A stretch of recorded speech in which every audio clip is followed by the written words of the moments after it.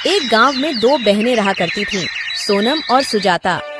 सोनम के कम पढ़े लिखे होने के कारण सोनम का विवाह एक गरीब परिवार में हुआ। वहीं सुजाता की सुंदरता पर रीझ कर एक अमीर व्यक्ति ने उससे विवाह किया। अपनी सुंदरता का घमंड तो सुजाता को पहले ही से था। विवाह के बाद उसे दौलत का भी घमंड हो गया। दोनों बहनें आसपास ही रहा करती थीं। जब भी मौका मिलता सुजाता सोनम को उसकी गरीबी के कारण नीचा दिखाने की कोशिश करती। अरे सोनम, तुझे पता है अभी अभी मेरे पति ने मुझे सोने का हार दिलाया और तुम्हारे खेत के पास वाला जो खेत है वो भी हम खरीद रहे हैं। तुमने तो शादी के बाद कुछ भी नहीं खरीदा होगा, मगर कर भी क्या सकते हैं। तुम्हारे पति के तो खाने के ठिकाने नहीं है, वो तुम्हें क्या खरीद कर देगा। सोनम को बुरा तो लगता किंतु वह मन महसूस कर रह जाती। सोनम के दिन बड़ी तंगहाली में गुजर रहे थे। 2 वक्त की रोटी भी बड़ी मुश्किल से जुट पाती थी। कई बार सुजाता से मदद की गुहार की। अरे सुजाता बहन, आज हमारे घर पर अन्न का एक दाना भी नहीं है। ऐसे में मेरे पति जमींदार के घर पर गए, मगर जमींदार ने पैसे देने से इनकार कर दिया। तो सुजाता बहन, आज तुम थोड़े पैसे की मदद कर दो। फसल बिकते ही हम तुम्हारे पैसे लौटा देंगे। अरे बहन, तू आज पैसे मांगने आई है? अगर तू कल पैसे मांगने आती तो मैं तुझे थोड़े बहुत पैसे दे भी देती। मैंने तुझे बताया था ना, तुम्हारे खेत के पास वाला खेत जो हम खरीद रहे हैं, तो आज सुबह सुबह मेरे पति घर में जितने भी पैसे थे सभी लेकर चले गए। घर में आज पैसे नहीं हैं। किंतु सुजाता ने कभी उसकी कोई मदद नहीं की।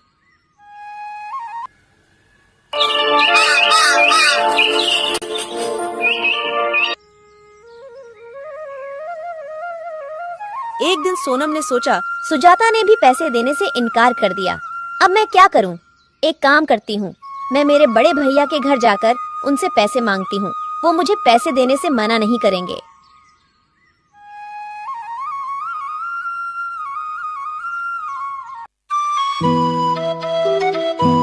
आगे बढ़ने पर उसे एक बूढ़े बाबा दिखाई पड़े। अरे बाबा, इतनी गर्मी में आप ये भारी मटका लेकर कहाँ जा रहे हो? कहीं नहीं बेटी, बस ये पास वाले गांव में मेरा घर है, वहीं ये पानी का मटका लेकर जा रहा हूँ। अच्छा, मैं भी गांव की ओर जा रही हूँ। लाओ अपना ये मटका मुझे दे दो। नहीं बेटी नहीं, मैं तो ले जाऊंगा ये मटका। तू क्यों तकलीफ उठाती है? अरे बाबा, मैं भी तो तुम्हारी बेटी जैसी हूँ। लाओ, दे दो मुझे ये मटका। मटका ले लिया। दोनों साथ साथ गांव पहुँचे। सोनम ने बूढ़े बाबा के घर तक मटका छोड़ दिया। ठीक है बाबा, अब मैं चलती हूँ। और अपने भाई के घर पहुँच गई, मगर उस समय भाई घर पर नहीं था। अरे भाभी, भैया कहाँ पर हैं? वो अभी घर पर नहीं है। अरे मुझे भैया से जरूरी काम था। क्या काम है, मुझसे कहो। अरे भाभी, मैं क्या बताऊँ, अभी हमारे घर के हालात बहुत खराब हैं। हमारे पास 2 वक्त के खाने के भी पैसे नहीं हैं। तो इसमें हम क्या कर सकते हैं? हमारे पास कोई पैसों का पेड़ है जिसमें से पैसे तोड़कर तुम्हें हम दे दें। हमारे पास अभी पैसे नहीं हैं। ठीक है, पैसे मांगने के अलावा कोई काम हो तो बताओ, वरना यहाँ से जाओ। ठीक है भाभी, मैं चलती हूँ। भाभी ने उसे घर से भगा दिया। दुखी होकर वह अपने गांव वापस लौटने लगी। अरे बेटी, इधर आओ।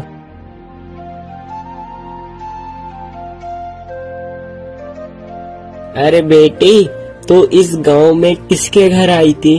अरे बाबा, मैं वो अपने भैया के घर पर उनसे मदद मांगने आई। मगर सोनम ने अपनी पूरी कहानी बाबा को बताई। बेटी ले, तू इन तीनों घड़ों में से एक घड़ा ले ले। क्यों बाबा? अरे बेटी, तू इतनी दूर से पैदल चलकर आई है और पैदल ही चलकर तुझे जाना है। बेटी, अगर तुझे रास्ते में भूख लगे तो ये घड़े के अंदर लड्डू है, तू वो लड्डू खा लेना बेटी। नहीं बाबा, मुझे नहीं चाहिए। आपने मुझसे पूछा, वो ही बहुत है।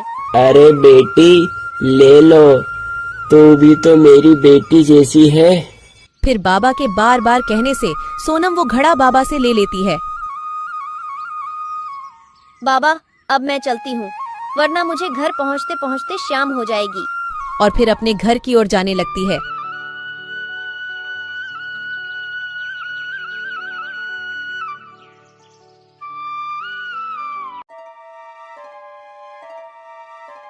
अरे सोनम, आज तुम अपने बड़े भैया के घर गई थी, तुम्हारे भैया ने अपनी कुछ मदद करी? मैं वहाँ गई थी, मगर भैया तो घर पर नहीं थे और भाभी ने तो मुझे घर से भगा दिया। अच्छा, इसका मतलब आज भी अपन दोनों को भूखा रहना पड़ेगा। नहीं, आज हमें भूखा नहीं रहना पड़ेगा। मतलब पैसे मिले क्या? अरे नहीं, मैं जब भैया के घर से वापस लौट रही थी तब मुझे रास्ते में बाबा मिले और वो बाबा ने मुझे एक लड्डू से भरा घड़ा दिया कि रास्ते में भूख लगे तो खा लेना, मगर मैंने वो लड्डू नहीं खाए। क्या? ये तो बहुत अच्छी बात है। जाओ फटाफट से तुम वो लड्डू ले आओ, अपन दोनों खाएंगे। आज मैंने सुबह से कुछ नहीं खाया। रुको, मैं अभी लेकर आती हूँ।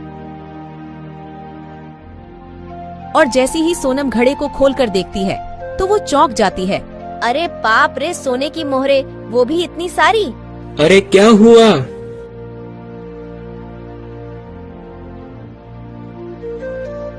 अरे बाप रे बाप, इतनी सारी सोने की मोहरे। तुम्हें यह घड़ा किसने दिया? मैं सच कह रही हूँ, मुझे ये घड़ा एक बाबा ने ही दिया। अरे बाप रे बाप, भाग्यवान। मुझे तो अपनी आंखों पर विश्वास नहीं हो रहा। मुझे लगता है कि ऊपर वाले ने अपनी सुन ली। तुम सच बोल रहे हो, मुझे तो विश्वास ही नहीं हो रहा है। सोनम और उसके पति की खुशी का कोई ठिकाना नहीं था। फिर वो दोनों ने गांव में खेती के योग्य एक जमीन खरीदी। सोनम की तरक्की देखकर सुजाता को बहुत जलन हो रही थी। वो अपने पति से कहती है, अरे सुनो जी, ये मेरी बहन इतनी पैसे वाली कैसे बन गई? उसके पास इतना धन कहाँ से आया? कुछ दिन पहले तो ये मेरी बहन भिखारी जैसे अपने घर पर भीख मांगने आई थी और अब तो हमसे भी ज्यादा पैसे वाली हो गई। हाँ, मैं भी वो ही सोच रहा हूँ। पहले तुम्हारी बहन का पति लोगों के खेत में दिहाड़ी से काम करता था और एकदम से इतना पैसा कहाँ से आया? मगर अभी कुछ दिन पहले मैंने तुम्हारी बहन को तुम्हारे भाई के घर की ओर जाते देखा था। क्या, भैया के घर की ओर? हाँ, मुझे तो लगता है भैया के घर से ही इतनी सारी धन दौलत लेकर आई होगी। मगर तुम्हारा भाई कैसा है जो सारा धन तुम्हारी छोटी बहन को ही दे दिया? उसकी बहन तुम भी तो हो ना। भाई के लिए तो दोनों बहन सामान्य हैं, तो फिर दोनों बहनों को बराबर का हिस्सा देना चाहिए। तुम बिल्कुल ठीक बोल रहे हो। भैया की संपत्ति पर जितना उसका अधिकार उतना ही मेरा अधिकार है। अपन कल सुबह ही मेरे भाई के घर चलेंगे।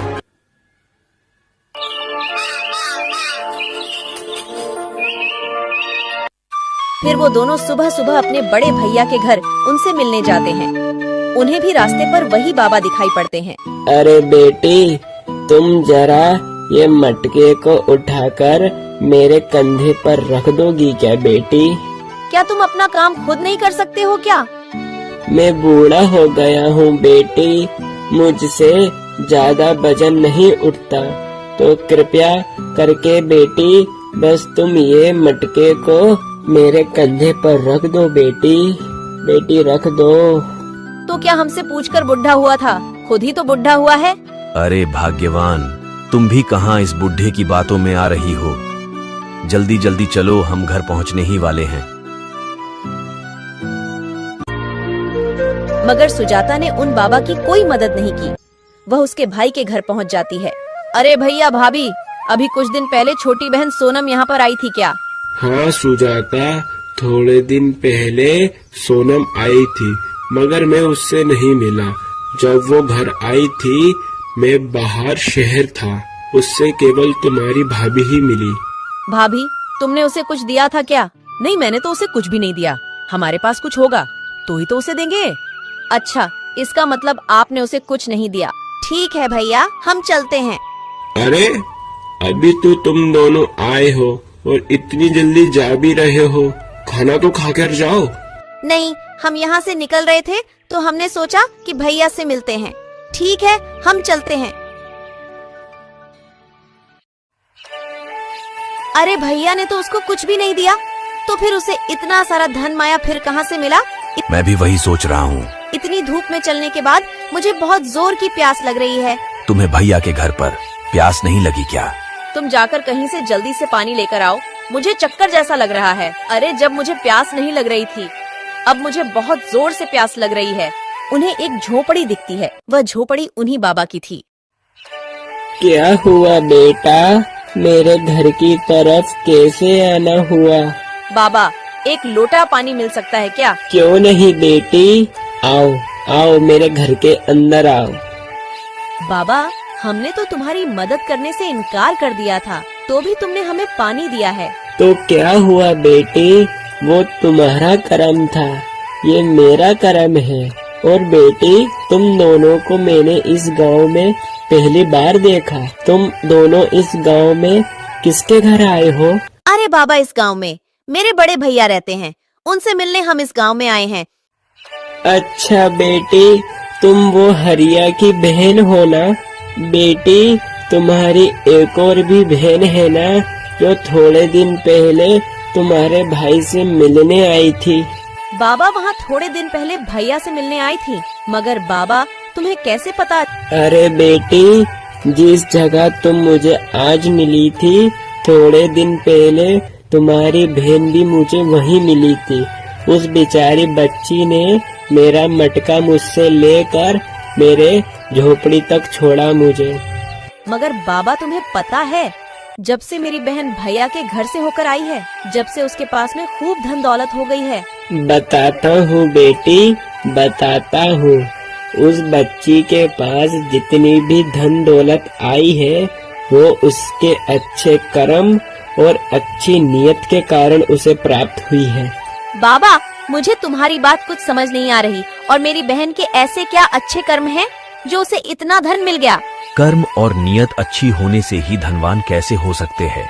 बाबा, तुम कैसी बात कर रहे हो? बताता हूँ बेटी, बताता हूँ, सब बताता हूँ बेटी। यहाँ पर जितने भी ये घड़े रखे हैं, ये कोई साधारण घड़े नहीं है। ये घड़े मनुष्य के कर्मों और मनुष्य की अच्छी नियत के परिणाम देने वाले घड़े हैं। क्या इंसान के कर्मों का घड़ा ये कैसा खड़ा है? बाबा, मैं तुम्हारी बात अच्छे से समझ गई। यह कर्मों के घड़े हैं। अपना जैसा कर्म होगा, इस घड़े में से अपने कर्मों के अनुसार फल मिलेगा। ठीक कहा बेटी, बिल्कुल ठीक कहा। बाबा, आपको विपत्ति ना हो तो एक घड़ा क्या हमें आप दे सकते हैं? हम भी हमारा कर्म अजमा कर देखते हैं। क्यों नहीं बेटी, क्यों नहीं, ले लो। तुम भी एक घड़ा ले लो, तुम भी अपने कर्म और अपनी नियत का फल पाओ। सुजाता को भी बाबा ने एक घड़ा दे दिया और वो दोनों वहाँ से चले जाते हैं। फिर रात के समय जैसे ही वो घड़ा खोलते हैं, उनके घड़े में से बहुत सारे कीड़े निकलने लगते हैं। बाप रे बाप, अपने घड़े में से तो कीड़े निकले। पर क्या गलत निकला? अपने कर्मों के हिसाब से अपन को ये बिल्कुल सही मिला है। अपन बहुत लालची थे। तुम्हारी बहन बेचारी इतनी मजबूरी की मारी अपने पास कुछ पैसे की मदद मांगने आई थी, लेकिन अपन ने उसकी मदद नहीं करी। कर्म ऐसे करने के बाद अपन अच्छे फल के परिणाम की अपेक्षा कैसे कर सकते हैं? तुमने बिल्कुल ठीक कहा। मुझे अपने पैसे का बहुत घमंड था। मैंने मेरी बेचारी बहन की मजबूरी नहीं समझी।